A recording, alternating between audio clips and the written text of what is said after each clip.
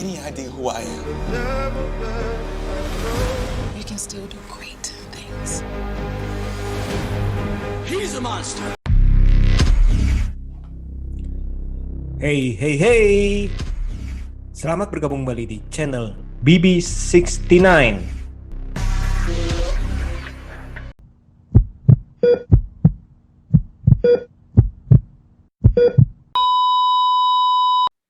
Hey, hey, hey. Selamat bergabung kembali di channel BB69. Sobat BB69, pada episode kali ini sudah bergabung dengan saya, teman kongko BB69, yakni admin dari Gikbah Podcast. Apa kabar nih Mas Asyad? Ya, apa kabar Mas BB69? Halo semuanya. Akhirnya ada yang ngajak collab. Akhirnya. Gimana Mas? Baik. Sibuk apa nih sekarang nih? Ya sibuk, ya keseharian aja sih sambil sekali-kali lah nyuri-nyuri waktu buat bikin podcastan, ngebahas-ngebahas film gitu. Masih cuma sampingan aja sih, cuma biasanya ya udah keseharian aja. Soalnya Gikbah Podcast nih kayaknya cukup produktif nih ya. Kemarin tuh baru rilis juga ya mengenai film Lebaran ya. Terus yang Iya, itu mengenai film sport ya, macam-macam film sport ya. iya, kita sih ngebahasnya per tema-tema gitu aja sih. Soalnya mungkin kalau buat kayak update film gitu mungkin kurang keep up invest waktunya gitu ya. Jadi mungkin cari jalan tengah aja sih biar bisa tetap ngobrolin hal-hal yang kayak gini gitu. Cuma kayaknya BB69 juga termasuknya produktif juga sih, kayaknya seminggu berapa kali ya Mas ya? Kebetulan lagi ada waktu dan ada teman bicara sih, ada teman kongko juga sih kebetulan. Oh, iya. Dan kebetulan kan kemarin kan juga lagi libur Lebaran, jadi istilahnya mungkin banyak teman-teman itu yang agak waktunya luang, jadi masih bisa lah kita ajak-ajak seperti itu. Iya, Nah, terus produktif lah. ya kita harus tetap produktif karena ini kan salah satu juga hobi kita ya, menyalurkan salah satu hobi kita berbicara tentang film, dan istilahnya semoga bisa bermanfaat bagi orang-orang yang mendengarkan seperti itu. Iya. Nah, Mas, ini kan kita mau bahas film Monster. Nah, Monster ini merupakan satu adaptasi dari novel karya Walter Dean Myers. Nah, ini berkisah mengenai pengadilan terhadap seorang anak remaja berkulit hitam, di mana dia ini dituduh menjadi salah satu kaki tangan dari perampok nih, yang mengakibatkan kematian daripada sang pemilik tokonya tersebut. Gimana Mas, kesan pertama pas waktu nonton film ini? Iya, pertama sih awal sih saya nonton sebenarnya kan karena dapat rekomendasi juga kan dari BB69 juga, dan ya awal sih nonton kan nggak ada ekspektasi apapun ya. Sebenarnya dari awal ngeliat tuh saya nggak tahu ada nama-nama yang familiar sih. Maksudnya setelah saya cek-cek kan ternyata sutradaranya juga ini film pertama ya hitungannya ya, masih awal, terus belum ya. Sebenarnya nggak ada ekspektasi apa sih, cuma dari opening pertama sih sudah menarik premisnya. Sebenarnya premisnya tuh tentang ya anak muda kulit hitam terus mau masuk ke sistem mau dipenjara gitu kan, dan mendapat tatapan yang sama polisi kulit putih gitu kan. Terus langsung pertama saya kira wah ini tentang temanya langsung rasisme nih. Dan ya cukup menarik sih temanya nih. Terus belum lagi selanjutnya ke sana ternyata ini termasuknya film-film tentang pengadilan gitu kan. Jadi tuh ya pas saya juga lagi akhir-akhir ini lagi senang sih nonton film-film yang bertema pengadilan gitu. Jadi ya termasuk memuaskan sih kalau buat saya, kalau kesan pertamanya, karena ya banyak yang ingin disampaikan gitulah tema-temanya dan delivery gitu. Kalau saya sih gitu sih. Kalau Masnya gimana? Nah, ini sih cukup menarik sih, karena kan ini kan film kan ternyata itu sudah rilis di Festival Sundance itu kurang lebih 2018 ya, kalau nggak salah ya. Iya. Dan ternyata itu emang beberapa bintang bintang filmnya pun ini udah sebenarnya itu udah melalang buana nih, kayak si Calvin Harrison nih sebenarnya ini udah bermain dalam beberapa film juga tuh. Terus habis itu ternyata itu ada si Jennifer Hudson ya. Dan ada beberapa Jeffrey Wright juga ternyata itu di film ini udah main nih, walaupun sekarang ini kan dia kan namanya sudah benar-benar istilahnya bersinar kalau kita lihat ya. Nah, lucunya ini kalau saya ngelihat nih pas pertama kali lihat posternya, ini monster kok kayak sederhana banget ya, simple, benar-benar simple ya. Iya. Terus sebenarnya itu saya juga agak bingung nih, ini film mengenai apa nih dalam arti awalnya nih. Saya cuman cari tahu dikit, habis itu saya nonton dan memang sih kesan pertamanya itu cukup menarik karena ini kan mengenai pengadilan ya, apalagi pas pembukanya itu cuman kelihatan kilasan balik sebentar, terus habis itu ditanya sama polisi pas dia mau masuk penjara apakah terlibat dalam satu geng, terus dia nyari apa gitu, tapi polisi tetap ngomongnya istilahnya kayak ketus atau dingin seperti itu. Dan film ini berjalan cukup smooth, diiringi dengan beberapa adegan yang sinematografinya itu cukup keren ya, dalam arti cukup artistik ya, karena dia kan juga menggambarkan dirinya ini yang merupakan orang yang tertarik dalam dunia film ya. Jadi menggambarkan kesannya ini dari segi sudut pandang dia nih, kehidupan dia ini dia gambarkan seolah-olah ini lucu nih, dalam arti yang tadi saya bilang itu seolah-olah ya oke, ini kehidupan saya ini seperti di skenario. Habis itu ruangan iya kan, ruangan pada siang hari gini masuk gini. Jadi seolah-olah itu skenario. Nah, ini menurut saya ini wah menarik juga nih, mencuri perhatian juga nih. Akhirnya saya nonton dan memang cukup banyak banyak pesan sih dari sini sih. Namun memang ada beberapa hal yang agak mengganjal di saya, tapi saya ikutin dan overall ini cukup puas sih saya sih. Seperti itu. Iya. Sebenarnya yang background dari tokoh utama itu kan filmmaker ya, dan cukup hit sih sebenarnya memang pas banget itu. Dia kan ya bagaimana dia menjalani keseharian, terus dia kan emang tujuannya kan bikin film ya.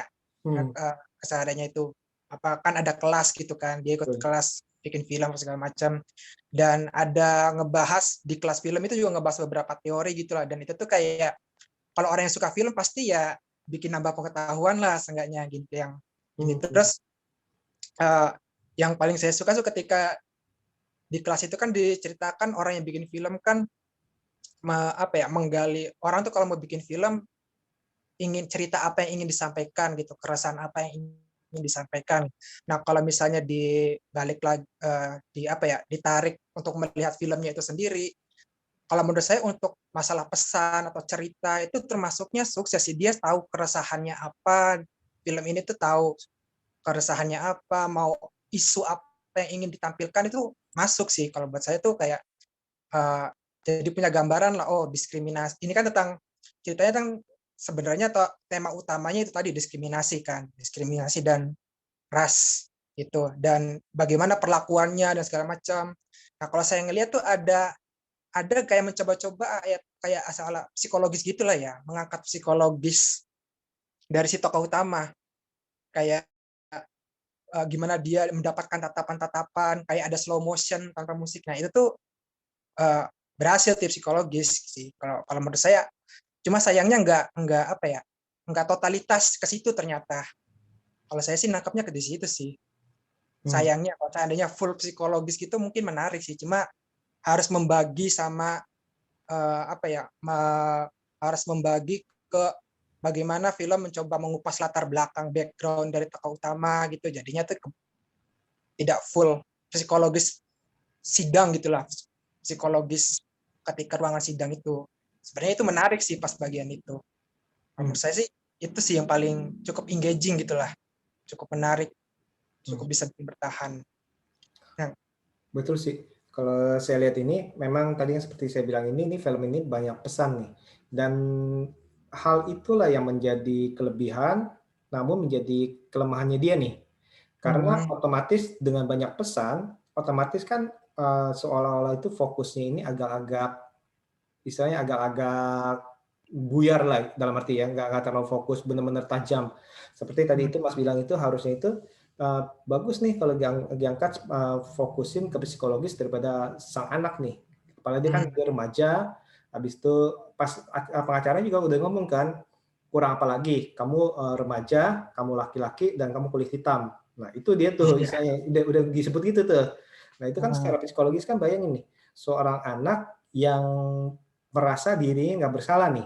Kita sebagai penonton di awal itu kita nggak tahu ya, masih nggak tahu nih mau dibawa kemana nih, apakah dia bersalah ataukah memang dia itu tidak bersalah.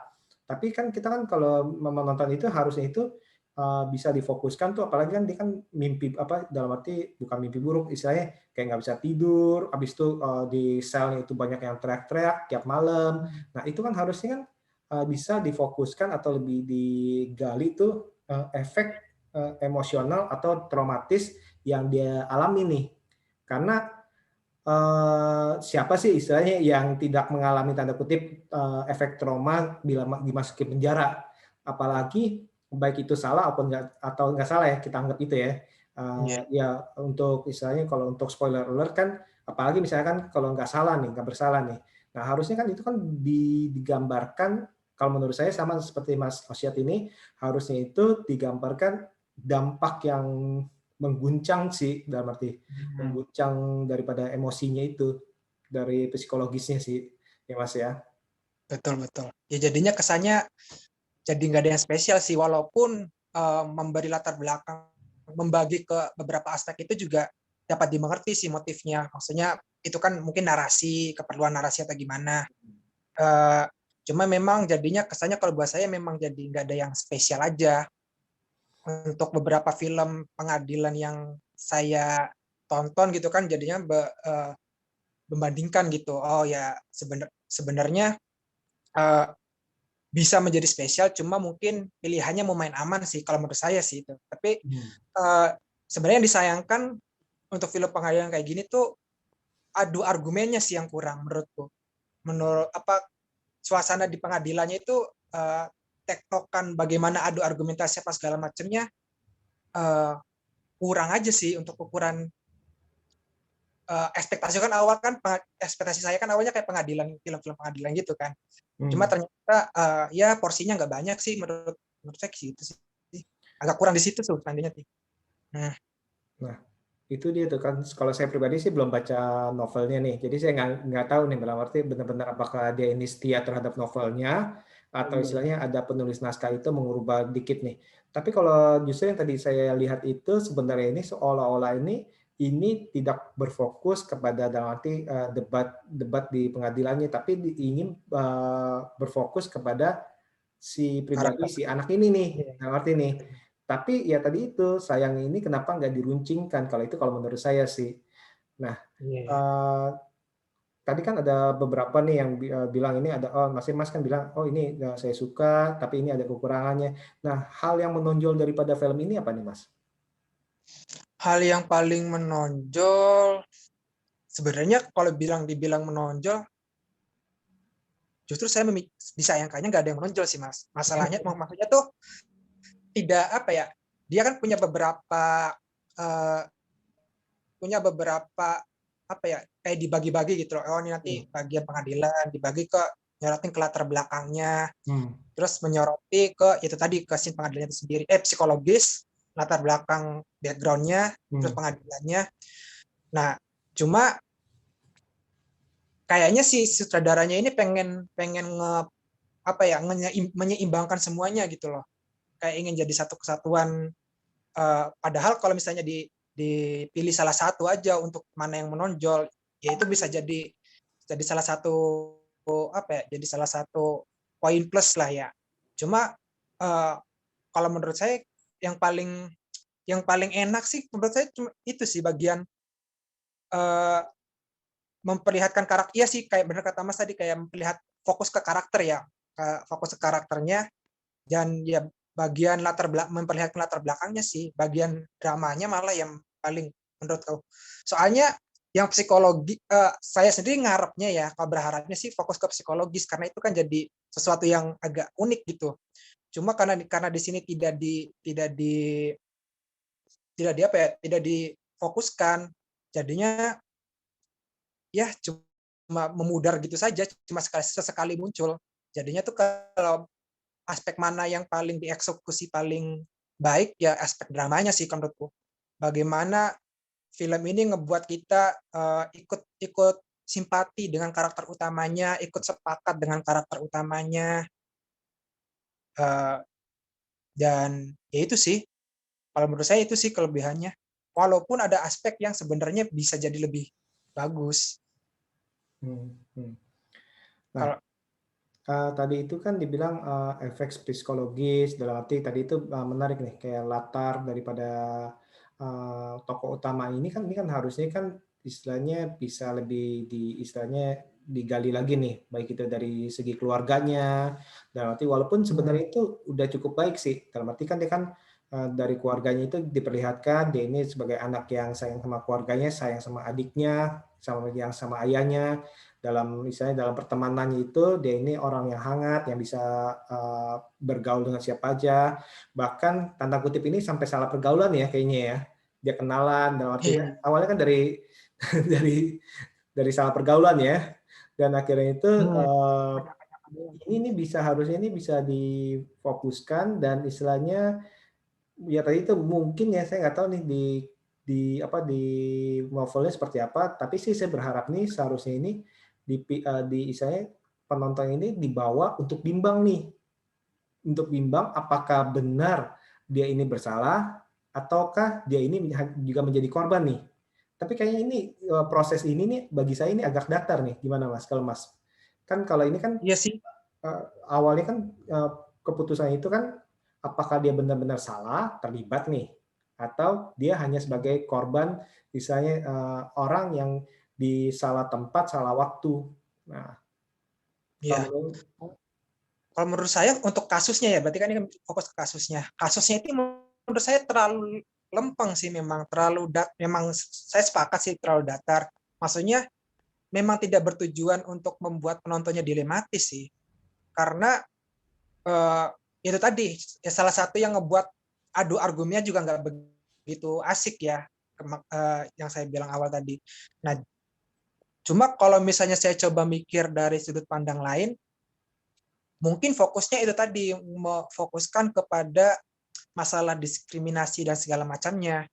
Maksudnya dari awal ditegaskan kalau si karakter utama ini tidak bersalah. Kalau menurut saya kayaknya dari awal sudah ditetapkan begitu. Maksudnya tidak bertujuan untuk membuat dilematis. Cuma di satu sisi memang jadinya kasusnya terlihat terlalu terlalu ya tidak ada kejutan, tidak terlalu lurus lah istilahnya. Terlalu itu dia kenapa sebenarnya menurut saya malah kasusnya tuh termasuk termasuk mudah kali ya. Maksudnya tuh tidak menantang untuk dicari tahu apa nih benar atau enggak nih. Cuma modalnya itu kayak dia ngasih karakter yang menyebalkan kan, pengacara lawannya ini kan termasuk menyebalkan ya. Maksudnya fokusnya tuh ke gimana caranya nih pengacara menyebalkan biar biar ditutup lah argumennya, dikalahin, cuma di situ doang sih. Tapi secara kasusnya tuh tidak begitu rumit. Maksudnya permainan simpati aja kan ini permainannya, permainan kasusnya itu. Karena ya buktinya pun sebenarnya jelas gitu, menghadirkan saksi yang malah yang saksi si siapa ya? Gurunya. Yang diajakin. Oh, itu siapa apa? Si Jack Knight. yang salah satu orang itu ya, yang penjahatnya itu ya. Yang ada di pengadilan itu pun di sana tidak memberi kontribusi yang bagaimana tidak andil gitu. Dia tidak mengiyakan, tidak juga membantu peradilan gitu loh. Maksudnya dia untuk kasus sendiri gitulah. Itu sih disayangkan aja sih itu. Soalnya sebenarnya kan kasus ini kan ada dua terdakwa ya. Iya benar. Yang satu kalau nggak salah si King ya namanya ya, yang misalnya yang awalnya main basket ya, yang rampok itu kan. Nah ini kalau menurut saya sih kalau memang ini ingin bahwa sebagai istilahnya peradilan murni, ya harusnya ini yang karakter si King ini, yang karakter yang satu lagi ini harusnya juga disorot juga nih. Soalnya kan ini kan sebenarnya kan ingin istilahnya membuka bahwa istilahnya jangan serta-merta itu mengecap orang itu monster, bener kan? Dan dengan harus ada praduga tidak bersalah. Nah, sedangkan di dalam pengadilan atau di dalam film ini, ya ini timpang nih antara si Steve sama yang satu lagi nih, ya kan? Kesannya itu yang satu lagi ya nggak disorot sama sekali, seperti itu sih. Nah, tadi itu yang saya bilang itu memang sih dalam arti ini cukup disayangkan sih. Mungkin karena kita ini sudah sering nonton film peradilan, jadi mungkin kita berharap, saya terlalu berharap, ini kasusnya semoga nih dapatnya ngejelimet nih supaya kita ini apakah benar gak nih? Misalkan kayak film-film lain nih sebenarnya itu kesannya baik-baik, ternyata pas di belakang itu ada twist nih. Mungkin dalam arti kalau saya pribadi gitu, saya berharap tuh jangan-jangan ini monster, terus habis itu dia ini bebas, tapi ternyata dia beneran monster tuh. Ternyata itu dia beneran jahat gitu di luar itu. Nah, mungkin karena saya terlalu berharap kayak gitu, atau istilahnya ada sedikit-sedikit bumbu, jadi istilahnya, loh kok ini agak datar nih yang tadi Mas bilang tuh, emang kasusnya ini agak datar sih. Padahal sih sebenarnya bisa dibelok-belokin tuh, dalam arti kan sempat di ngomongin mengenai film Rashomon ya, yang dimana Iya.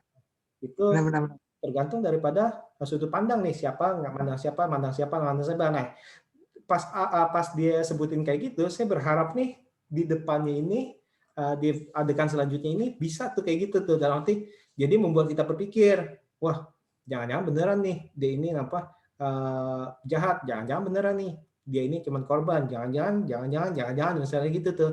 Tapi ternyata lempeng-lempeng aja, ternyata cuma buat cuman lewat aja. Nah, itu sayang sih kalau menurut saya sih. Kalau menurut Mas gimana, Mas?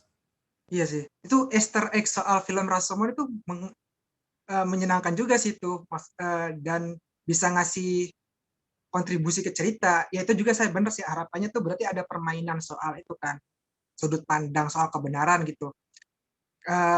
Sebenarnya ini juga dipakai sih ketika si Harmon ini ketika dia menjadi saksi di akhir, dia kan ternyata tidak menceritakan keseluruhan kisahnya, maksudnya tidak secara jujur menceritakan benar-benar 100% cerita yang sebenarnya. Dia menggunakan agak semacam framing gitulah. Kan ketika kejadian sebenarnya dia itu sempat berinteraksi dengan situ, tapi ketika di kesaksian dia tidak menceritakan hal itu. Maksudnya itu bisa jadi, tapi ya itu tadi kurang sih kalau cuma sekedar itu. Kalau buat saya harapannya lebih berekspektasi lebih benar. Jadi mungkin ya sebenarnya kalau dari pakai Easter egg film Rashomon tadi, terus ceritanya tentang bagaimana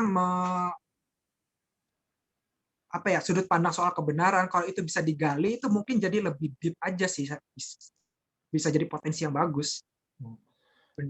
Apalagi kan dalam arti kan sebenarnya itu sebenarnya mungkin ya, karena saya nggak bisa belum baca novelnya, sebenarnya sih bisa dipergunakan. Tadi itu saya berpikir, wah ini orang nih merupakan mahasiswa misalnya kejuruan film yang lagi belajar mengenai membuat cerita, membuat karakter, membuat skenario. Nah, saya pikir ini di dalam pengadilan ini, saya pikir ini dia akan dalam arti membuat suatu skenario untuk membenarkan dirinya nih, dalam arti meloloskan dirinya. Sebenarnya dia ini ada sesuatu nih. Saya awal itu berpikiran gitu tuh ya, tapi mungkin karena itu permainan pikiran kita juga kali ya. Karena saya pikir ini wah jangan-jangan nih dia lagi belajar film nih, jadi misalnya bagaimana cara bisa meloloskan diri dari pembunuhan. Nah, gitu. Mungkin dia pakai ilmu-ilmu perfilman, mungkin misalnya buat karakter, acting segala macam kan. Tadi saya pikir seperti itu, ternyata oke ya udah lurus aja, ternyata itu cuma background-nya film, kebetulan dia berkulit hitam, kebetulan dia orang yang salah di tempat yang salah, di waktu yang salah, ya udah dia kena tuduh seperti itu. Ternyata sih itu sih yang mungkin over ekspektasi kali saya sih. Iya sih. Jadi ala-ala kayak Hes gitu ya. Maksudnya eh, sebenarnya di satu sisi itu tuh berhasil ngebuat kita apa ya, background, berarti karakternya kan menarik kan. Kalau kayak gitu kan berarti bisa diakui karakternya itu berhasil membuat kita tertarik dengan dia menggunakan apa ya, sebagai filmmaker, Betul. terus dengan background apa ya, lingkungan kulit hitamnya, terus juga dengan teori-teori film yang digunakan. Berarti kan film ini berhasil menciptakan karakter yang bikin kita bertanya-tanya nih, bikin kita berespektasi.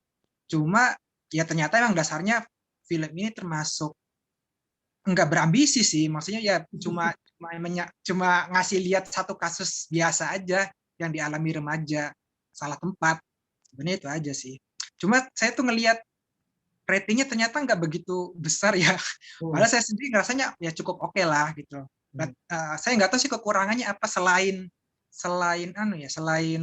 tidak ada yang spesial. Selain maksudnya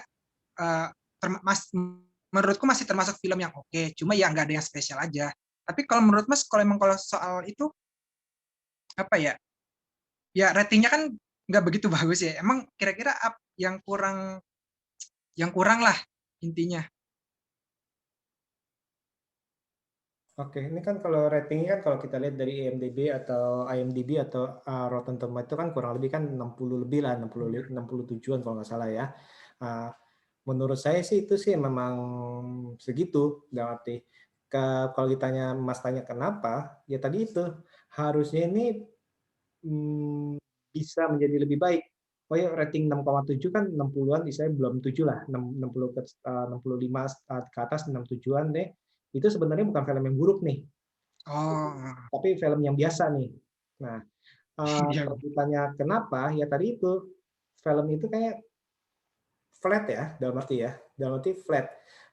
Yang perlu saya akui sih film ini bagusnya itu yang pertama itu sinematografinya.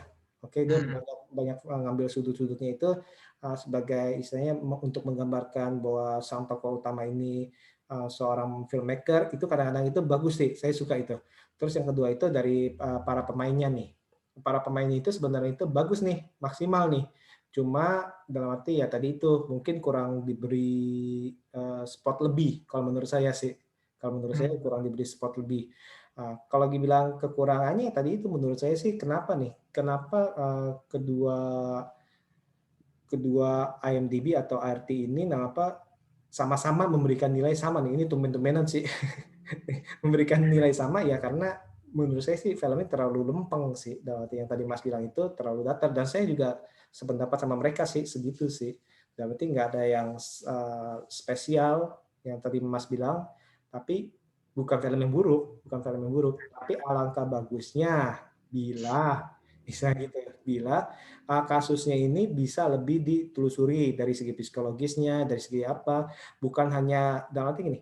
Bagi saya pribadi, saya menyukai sinematografinya, apalagi pengambilan gambarnya di mana dia itu bermain seperti art ya, dalam arti ya film-film art. Tapi dibandingkan itu, mendingan unsur itu dibuang, dimasukin unsur psikologis kasusnya. Kalau menurut saya menyukai itu. Tapi misalkan kalau setelah menonton semua, kalau memang kekurangan durasi, mendingan itu dicabut, diganti dengan fokus ke dampak psikologis daripada sang terdakwa ini dimasukin ke dalam penjara, walaupun itu cuma tanda kutip sementara. Tapi siapa sih, bayangin tuh dia lagi mandi, ngantri di belakangnya udah ngantri, kan namanya penjara kan tahu kan, dalam arti yang ngerti ya. Terus habis itu dia nelpon ibunya, dikasarin, suruh udahan, kan ini kan faktor psikologisnya kan, maksud saya kan itu harusnya itu bisa lebih difokusin nih, gimana dia rasanya itu apa sih yang dia rasakan di malam hari itu, walaupun kasih lihat sebentar, tapi itu hanya sebentar. Menurut saya sih itu sih nggak terlalu membuat kita empati, kalau menurut saya sih seperti itu sih. Iya sih. Kalau pakai efek psikologis kan tema utama soal pesan utama soal diskriminasi masih tetap tersampaikan sih sebenarnya. Walaupun tidak harus menjelaskan durasi soal latar belakangnya terlalu banyak ya. Saat itu mungkin kan maksudnya kan durasi soal latar belakang ini maksudnya itu tadi ngegambarin soal eh, isu kulit hitamnya mungkin ya. Cuma sebenarnya kalaupun mau fokus ke psikologi sendiri pun ketika dia merasa tidak bersalah tapi perlakuannya seperti orang bersalah, apalagi itu karena permasalahan rasnya, yaitu psikologinya pasti bakal dapat banget sih. Itu juga sih yang saya harapkan dari awal itu, wah bisa menarik nih. Ya cuma sayangnya bisa sih. Balik lagi ternyata serba tanggung semuanya. Malahan saya nggak terlalu berasa tentang rasismenya ya. Dalam arti Oh iya? cuman di awal doang dibilang apa sih yang kurang apa lagi lu laki-laki remaja kulit hitam terus ada korban meninggal dalam arti di tempat situ kurang apa lagi masih kan kata pengacaranya gitu kan tapi kenapa saya merasa kurang karena kebetulan judge-nya hakimnya juga orang kulit hitam jadi main aman tuh dia tuh terus habis itu jurinya udah dikasih tahu multiras dari semuanya ras difokusin juga multiras. Nah justru ini untuk rasisme kulit hitamnya ini menurut saya ini agak kurang berasa nih. Justru saya berasanya ini adalah di mana berarti monster ini adalah untuk praduga tidak bersalahnya ini nih ternyata itu orang-orang banyak orang baru istilahnya dalam pengadilan dia udah dicap monster nih walaupun belum tentu dia salah. Kalau saya nangkapnya gitu tuh. Saya berharap juga awalnya itu apa ini bakalan jadi rasisme ini seperti apa nih? Apakah nanti di dalam penjaranya seperti apa nih? Tapi ternyata itu di penjara pun juga dia kan aman-aman aja. Dan arti nggak ada perlakuan rasis. Tapi kan dia kan perlakuan yang saya suruh telepon cepetan ya karena dia pengen cepetan aja bukan karena dia kulit hitam. Itu kalau menurut saya sih. Jadi justru ini juga agak kurang sih kalau menurut saya sih. Kalau Mas gimana Mas? Salah nggak? Kalau saya sih sebenarnya cukup dapat ya pesannya. Cuma memang yang beberapa poin yang disampaikan juga memang ada disampaikan Mas tadi emang ada benarnya juga.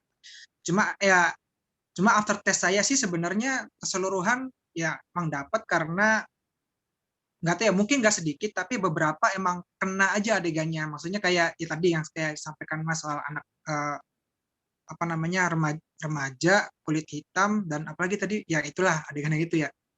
Sama ketika adegan penangkapan itu termasuk itu sih termasuk bikin saya geleng-geleng sih maksudnya tuh dia kan tidak itu tadi tidak melakukan pemeriksaan yang bagaimana gitu asal tangkap aja mungkin adegan itu sih yang bikin saya ngerasanya kuat gitu loh oh kayak begini ya perlakuannya gitu loh padahal belum tentu bersalah gitu maksudnya tapi penangkapannya kan nggak terlalu kasar. Iya apa ya mungkin kita bilang film-film lainnya ya. Ya maksudnya ya adegan itu kan maksudnya di depan orang tuanya sih terus ketika langsung tidak ditanya babi bu langsung ditangkap langsung dibawa tanpa menjelaskan apa-apa ke orang tuanya seolah-olah tidak ada hak untuk tahu gitu loh tidak ada ya waktu adegan itu ya cukup berasa aja sih maksudnya cara itu tadi praduga tidak bersalahnya tidak jalan gitu loh ketika penangkapan meskipun di film-filmnya ada yang lebih parah memang maksudnya kita kan udah dibuat simpati dulu nih kita udah dibuat tahu backgroundnya karakter bagaimana dia membuktikan kepada penonton kalau dia anak yang baik-baik gitu anak yang berprestasi segala macam jujur apa segala macam jadi itu ya bagaimana ya itu tadi fokusnya sih bagaimana cara polisi nangkap orang kulit hitam makanya saya mikirnya ke situ cuma beberapa poin yang disebutkan kayak beberapa potensi biar bisa kerasa rasisnya yaitu sebenarnya bisa juga bisa dimasukkan juga cuma ya itu tadi menurut saya sih mungkin emang sedikit cuma beberapa adegan itu cukup kuat ngebekas sih kalau buat saya gitu pengalaman menontonnya. Nah, justru itu yang saya ingin bilang itu sebenarnya itu yang berasa itu justru kata monster ini adalah bukan ke arah warna kulit, tetapi ke arah terduga, bukan terdakwa. Saya tersangka, perlakuan terhadap tersangka nih, di mana pas dia menangkap pun istilahnya seolah-olah ini polisi sudah menangkap dia ini sebagai monster. Nah, itu Iya. bukan melihat dalam arti kalau saya pribadi nih, kalau menonton film ini tadi itu saya berpikir wah ini bakalan dapat soal mengenai rasialisme segala macam terhadap warna kulit. Tapi kalau ini saya justru nangkapnya itu setelah saya selesai nonton, oh ini ternyata ini perlakuan yang berbeda terhadap tersangka, bukan terdakwa, tersangka nih. Jadi istilahnya adegan penangkapannya itu bukan karena warna kulitnya kalau menurut saya ya, tapi itu semata-mata karena ini adalah tersangka ya kita tanda kutip nih digambarkan sebagai monster nih seperti itu. Jadi ditangkap misalnya tanpa babi ibu memang sebenarnya itu memang menurut saya mungkin dalam arti saya nggak tahu deh proses penangkapan itu seperti apa di sana harusnya seperti apa. Tapi kebetulan kalau yang di film ini kan tidak ada adegan kekerasan sih ya, dalam arti cuman Iya nggak ada sih. penjelasan. Nah, berarti tangkap, nggak ada penjelasan, tapi ditangkap. Nah, itu saya nggak tahu tuh, apa mungkin di sana itu seperti itu. Nah, jadi kalau saya pribadi nih melihat ini, justru fokusnya ini memang ingin melihat ini, oh ternyata ini tersangka, seringkali ini kita udah langsung mencap nih, istilahnya udah nggak ada praduga tidak bersalah lagi, kita misalnya di berita-berita nih, oh si ini merupakan tersangka gini, gini, gini, gini. Kita nih kadang-kadang nih udah ngecap dia, oh dasar nih monster nih gini-gini nih jahat nih gini, udah suzon dulu nih walaupun belum terbukti dalam arti ternyata ada twistnya ada segala macam kan kita nggak tahu ya tapi rata-rata kan kita kan tanda kutip nih manusiawi melihat itu kadang-kadang itu tidak terlepas kita menjudge book by its cover bener gak ya? Atau dengan orang bilang apa kita udah terkena sugesti oh iya bener juga nih jangan-jangan ini nih apalagi wah ini tadi itu ini orang ini tampangnya serem nih nanti mungkin ya oh ini perawakannya besar tinggi wah ini pasti penjahat nih padahal katanya bukan dia cuma numpang lewat doang nah kan kayak gitu-gitu sih kalau menurut saya sih kalau saya dapat pesannya. Ya itu kalau bisa ditarik dari judul sih ya bener sih masuk akal sih, malah jadinya kalau ditarik dari judul ya monster tapi temanya tentang praduga tidak bersalah, justru soal ininya memang tidak begitu kerasa sih di film ini, soal bagaimana apa ya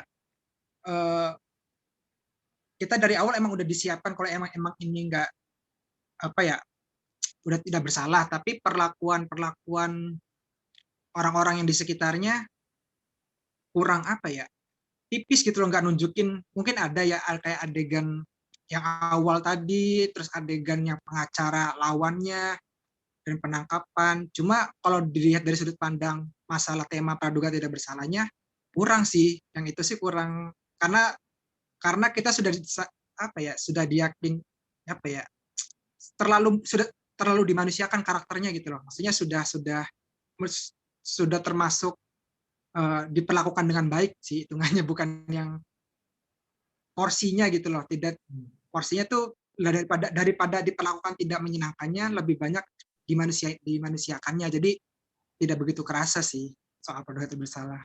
Jadi saya jadi keinget gitu sih. Betul. Terus memang tadi itu walaupun tadi itu banyak kelebihannya, memang ada beberapa kekurangan sih. Kayak misalnya hubungan antara si karakter utama dengan pengacaranya juga kayaknya kurang istilahnya kalau menurut saya sih kurang dibahas lah menurut saya ya. Dan nanti jadi kita nggak tahu nih dalam arti kita agak bingung nih sebenarnya ini pengacara ini gimana sih dia ini orang baik apa enggak sih? Dia ini mau kayak kesannya kan awal-awal kan kayak mau enggak ya dalam arti ya seperti kayak cuman oh ya udah this is my duty ya udahlah saya lakukan ya udah saya bela gini-gini. Tapi masih kurang gimana ya kayak kita melihat itu pengacara itu sama tokoh utama ini terdakwa ini atau tersangka ini nih kayak agak kurang dieratkan nih, nggak kurang diperlihatkan. Kalau menurut Mas gimana Mas? Iya pengacaranya dari awal sudah dilihatkan sepakat sama itu sih, sudah terlihat sebagai orang baik. Padahal kalau seandainya si pengacara ini dibuat apa ya langsung stigmatis ke karakter utama, mungkin lebih dapat tuh tema-tema soal rasismenya, soal praduga tak bersalahnya. Maksudnya itu digalikan, jadi ada prosesnya yang awalnya tidak percaya, mungkin lama-lama jadi oh ternyata saya salah, saya harus membela anak ini. Kalau awalnya kayak gitu mungkin lebih menarik sih, benar juga. Hmm. Cuma dari awal ternyata dibuat sebagai orang dari awal Dari filmnya. awal udah percaya aja ya, Iya. udah baik-baik aja. Tapi itu potensi yang bagus tuh, bener. Nah itu dia. Saya nggak tahu nih apakah emang sengaja untuk dibuat ya. Udahlah, kita cuman datar aja, nggak perlu yang bom bombastis yang kayak film-film lain, istilahnya seperti itu. Jadi nggak usah yang mewek-mewek, nggak usah yang berantem-berantem di pengadilan, nggak usah teriak-teriak. Mungkin kayak gitu tuh mungkin ya. Tapi tadi itu sebenarnya ini kalau menurut saya sayang nih tidak dipergunakan nih momen ini. Dan nanti untuk film ini nih tidak dipergunakan untuk menggali nih, dalam arti karena istilahnya ya ini pasti kejadian ini nggak hanya satu dua orang nih, dalam arti kejadian ini kemungkinan besar terjadi juga di mana orang yang pada tempat yang salah, waktu yang salah ya istilahnya kebawa dalam satu kasus seperti itu sih kalau menurut saya sih. Nah, Mas, katanya kan tadi kan ngomong kan lagi seneng nonton film apa? Film-film mengenai pengadilan hukum ya. Iya. Kira-kira ada apa nih, rekomendasi apa nih kalau yang seru-seru? Sebenarnya kalau sebenarnya nggak banyak karena saya juga baru mulai. Sebenarnya dipicu sama film itu sih. Tahun kemarin kan ada Chicago of apa ya? All of Chicago 7. Ya itu. Hmm. Awalnya kan dipicu itu. Itu tuh menarik sih itu. Meskipun film itu teatrikal ya, maksudnya tadi adu argumennya tuh menarik gitu. Nah, terus ya udah saya menggali-gali film yang lainnya. Ada yang beberapa tuh yang saya suka. Bentar, saya ingat-ingat dulu. 13 Angry Men, 12 Angry Men. Iya, 12 Angry Men pasti harus masuk sih itu. Karena itu adu argumen yang menarik sih, tapi itu sudut pandang juri ya. Tapi yang ada film horor yang memakai film pengadilan itu tuh menarik juga sih. Judulnya tuh apa ya? The Exorcism of Emily Rose. Oke. Nah, Itu itu tentang pengusiran itu tapi mengakibatkan kematian ya. ya, itu ya emang sebenarnya film horor sih, cuma bagaimana adegan pengadilan di film ini tuh ya menarik karena ngebahas hal-hal supernatural tapi di pengadilan gitu, kayak gimana gitu. Kayak aneh tapi menarik gitu. Seninya di situ sih. Seni sebenarnya yang disuka dari film-film mengenai hukum apa ya? Kalau saya suka itu sih, adu argumennya tuh kayak bagaimana dia harus mempersuasi orang, mempersuasi juri, maksudnya itu kan permainan adu persuasi ya, skill persuasi adu argumen gitu. Kayak ngeliatin orang debat lah gitu istilahnya.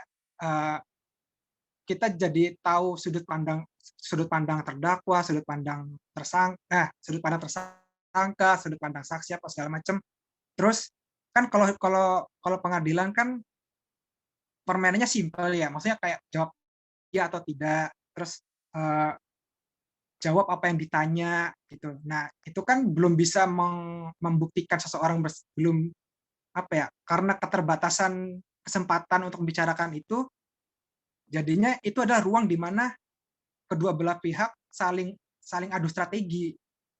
Nanti pakainya argumen yang bagaimana, nanti pakainya kalau dijawab ini, iya nanti apalagi ini tujuannya buat menentukan.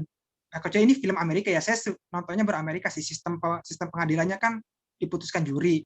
Jadi bagaimana mereka memperlihatkan pertunjukan dalam tanda kutip, gimana menentukan bersalah atau tidaknya menurut sudut pandang juri. Maksudnya apa ya, membuat persepsi lah, seni membuat persepsi lah. Jadi itu ya apa ya, sebagai orang yang suka dengerin podcast segala macam kan, kita senang lihat sudut pandang orang lain, lihat orang debat segala macam. Ya, kebetulan di sini tertuang gitu loh, bagaimana cara apa ya, bagaimana seni membuat orang ini terlihat bersalah atau tidak bersalah gitu loh. Menarik. Nah, itulah yang tadi kalau di film ini nih saya ya tadi itu terlalu berharap tinggi dengan adanya Rashomon itu berharap tinggi apalagi udah dibilang oh nih jurinya ini dengan adalah orang awam berbagai latar umur, ras, latar pendidikan, pekerjaan. Nah, itu saya berpikir itu bakalan dimainin di situnya tuh. Kurang banget ya di Balik film ini. balik ke situ lagi. Soalnya kan di film-film pengadilan lain kan misalnya A Few Good Men, The Firm dan lain-lain ya itu kan juga istilahnya justru tuh sistem pengadilannya ini nih yang diutamakan nih. Tapi ternyata di film ini ya sisi manusiawinya. Tapi sayang sekali ya tadi itu saya bilang itu sepertinya kurang dimaksimalkan karena terpecah sih seperti itu. Iya, fokusnya. Nah, Mas, sebelum kita menutup episode kali ini nih, kira-kira ada kata-kata terakhir nggak untuk para sobat BB69 mengenai film Monster ini? Ya, dari yang sudah kita bicarakan atau obrolin sih, kalau saya sih menyimpulkannya film Monster itu meskipun banyak potensi yang disayangkan ya, tidak mencapai potensi terbaiknya, tapi saya tetap merasa film ini tuh bagus sih dalam artian eh, dia tuh punya tema isu yang ingin dibawakan, keresahan yang dibawakan, dan itu disampaikan dengan minimal tersampaikan meskipun ada potensi cetak bengek di belakangnya gitu. Tapi secara keseluruhan film Monster tuh yang bikin kita sedikitnya agak tahu lah isu-isu rasisme di sana tuh kayak gimana, sistemnya apa berlakunya bagaimana gitu loh. Karena kan sistem beda negara pasti beda-beda lagi sistem rasismenya. Nah, belum lagi ini secara sistematis sistem hukum ya. Dan ya walaupun kurang sih memang baik lagi potensinya tuh kurang maksimal. Cuma ya termasuk lumayan lah termasuk film yang apa ya berisi hitungannya, tidak yang lewat gitu saja. Menurut saya sih gitu sih.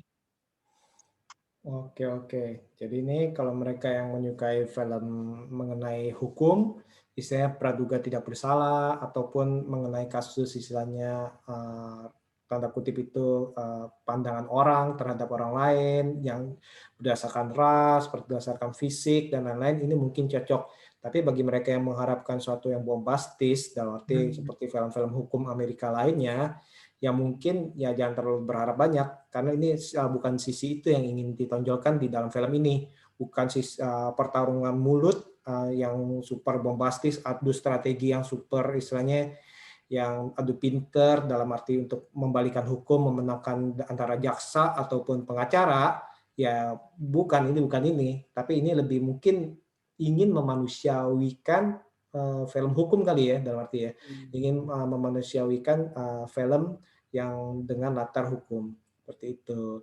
Jadi ya overall nih rekomendasi apa skip? Saya sih rekomendasi sih. Rekomendasi ya. Oke, oke. Oke Mas Nosier, terima kasih banyak nih untuk menjadi teman Kongko BB69 pada episode kali ini. Nah, kalau bila Sobat BB69 ingin mendengarkan podcast daripada Gikbah Podcast, ini kemana nih Mas? Atau melihat konten-kontennya? Ya, Gibak Podcast cuma ada di itu sih platform-platform podcast sih kayak Spotify, Anchor dan semacamnya gitu. Nah, iya. Tapi kalau untuk kita juga tidak cuma di podcast sih, kita juga mencoba untuk membuat konten yang lain di Instagram gitu. Ya, siapa tahu ada yang mau jadi tersulut untuk membahas gimana gitu kan. Di Instagram ada kita ngasih rekomendasi atau misalnya cuplikan-cuplikan film yang menurut kita apa ya menarik aja sih, gitu aja sih. Jadi ya di Instagram, Spotify cuma gitu. Silahkan di follow kalau tertarik. Instagramnya di mana Mas? Oh ya, Instagramnya di @gikbah.podcast. Gikbah.podcast ya. Kalau misalkan kalau ada yang pengen request, oh ini Gikbah tolong dong bahas ini, bahas itu, bisa? Bisa kalau kita mau ngebahas bareng-bareng gitu. Maksudnya mau apa ya, kita bisa saling komen-komen dulu, ngebahas-ngebahas gitu. Enaknya yang mana nih kalau misal ngebahas ini dari sisi mana nih gitu. Soalnya kita kalau ngebahas tuh kadang suka ngelihat cari sisi mananya dulu nih, nggak kayak apa misalnya kayak film tema-tema apa tertentu gitu digabungkan. Kalau kita sih bisa gitu sih biar lebih enak, lebih banyak aja bahasannya. Kayak film pendidikan kemarin ya, film mengenai pendidikan, mengenai sport ya, terus film Iya. lebaran ya. Nah, benar ya. Iya. Oke, sekali lagi Mas Osyad, terima kasih banget nih untuk menjadi teman Kongko BB69 dan semoga kedepannya ini kita bisa ngobrol-ngobrol lagi Mas ya untuk tema yang berbeda tentunya. Iya, tentu. Saya sih senang aja diajak kalau begini gitu. Bisa bisa ngobrolin sama orang lain gitu. Jadi ya terima kasih atas ajakannya. Baik, terima kasih sekali lagi. Dan untuk para Sobat BB69, jangan lupa mendengarkan episode-episode kami selanjutnya, tentunya dengan tema berbeda. Dan sekali lagi, terima kasih dan see you. Bye.